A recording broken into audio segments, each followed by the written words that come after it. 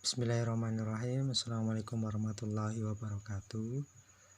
Teman-teman mahasiswa kelas agroteknologi pada mata kuliah botani kali ini, kita bersama-sama akan membahas tentang bagian atau struktur dari bunga.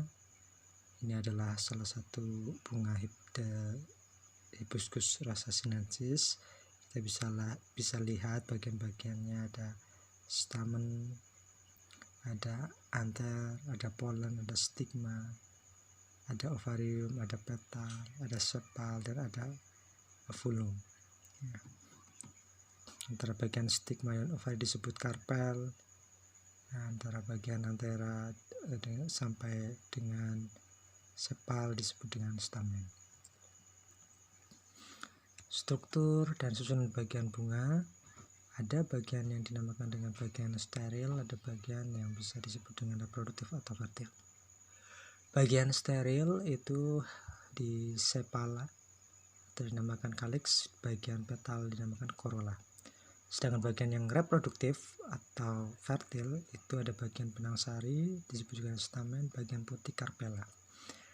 Dasar bunga disebut receptaculum, sedangkan tangkai bunga itu disebut juga pedicellus. Susunan bagian bunga itu ada yang spiral, berkarang, berlekatan, atau bebas.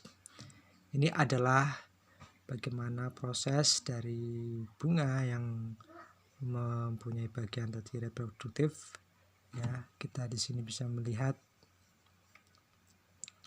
ada yang paling bawah, ya, yang pistil, mengalami proses meiosis pembelahan, kemudian terjadi ovulasi ya dengan megaspora, kemudian megaspora ini terus menerus membelah jadi perkembangan embrio.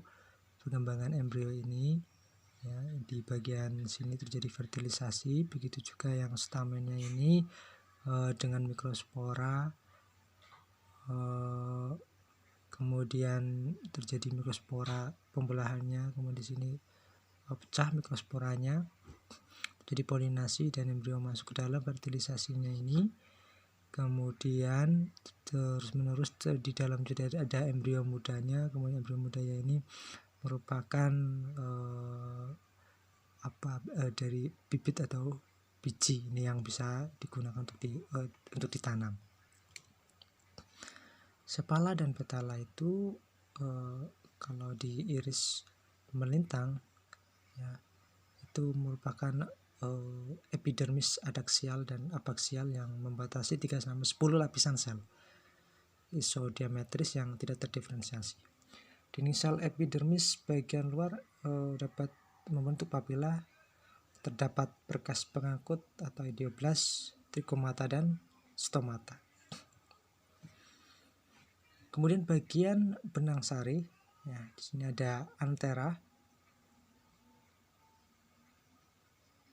bagian antera, kepala sari, tumbuhan, pada angiosperma itu tetraspora niat dengan 2 ruang sari atau loculus pada setiap cuping. Dinding antara dari luar ke dalam terdiri dari epidermis, ekosistem, endothelium, lamina fibrosa, lapisan tengah, tapetum.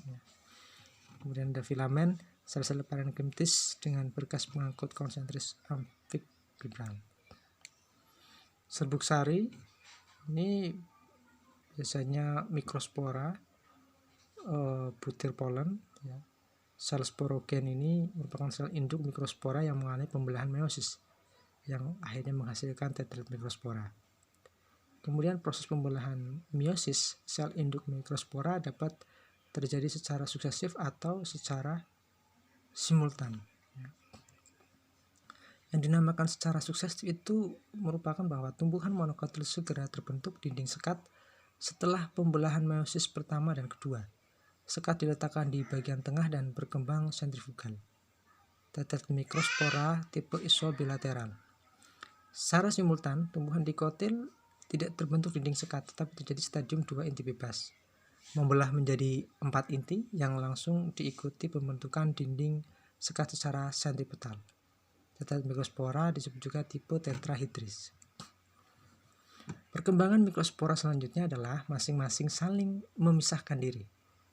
terjadi vakuolisasi, inti membelah menghasilkan inti generatif dan inti vegetatif. Inti generatif membelah dua sel sperma dan inti vegetatif berperan sebagai penunjuk jalan menuju kantong embrio untuk proses pembuahan. Ini adalah penampang melintang dari antera dengan perbesaran 10x10. Selanjutnya adalah bagian putik atau karpela. Nah, bunga bisa ditemukan 1 sampai lebih karpela. Jika lebih dari 2 karpela, Ginesium apocarp, karpela lepas. Ginesium syncarp artinya karpela berdekatan. Ginesium berkarpet tunggal itu artinya apocarp. Karpela terdiri dari bakal buah, ovarium, tangkai putik, stilus, dan kepala putik atau stigma. Ini bagian bunga tadi. Ya, ada bagian sepal, kemudian ini ada petal, ini dinamakan perianth.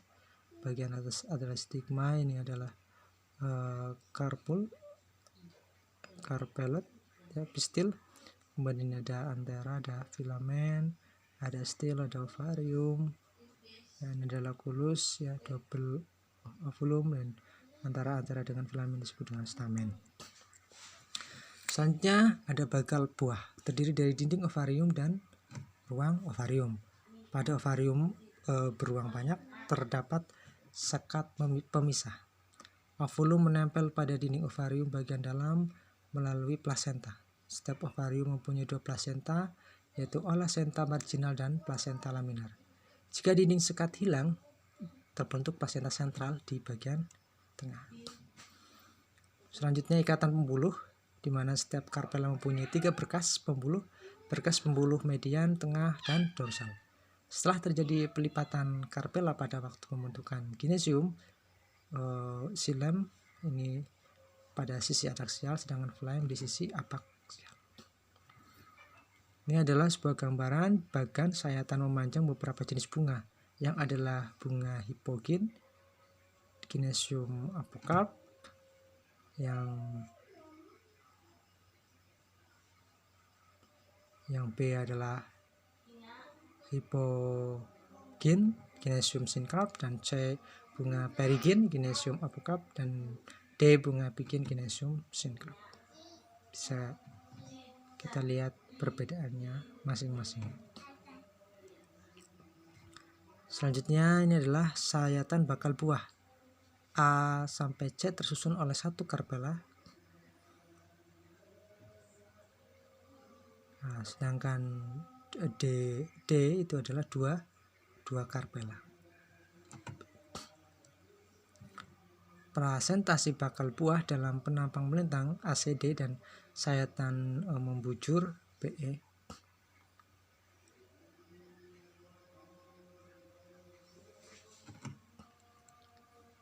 Selanjutnya bagian biji, bakal biji dan kantong embrio. Bakal biji atau disebut juga ovulum melekat pada dinding ovarium melalui funiculus. Bakal biji terdiri dari nucellus, jaringan tengah, integumen, kulit biji, funiculus, kalaza, mikropil, dan sel megaspora. Kantong embrio ketika masak dewasa berisi 3 sel antipoda, 2 sel sinergit, 1 sel kutub, dan 1 sel telur. Ini adalah penampang membujur bakal biji ovulum yang sedang berkembang, ya.